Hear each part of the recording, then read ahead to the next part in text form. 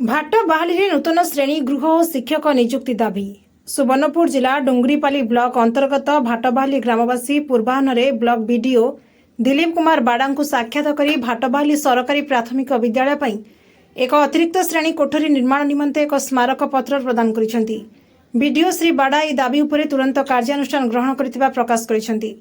से कहिसेंती जे पत्र संख्या 7865 तारीख 16/9/2025 क्रमे सुवर्णपुर जिला शिक्षा अधिकारी को एक अतिरिक्त श्रेणी कोठरी निर्माण सकाशे अवगत करा जायछि।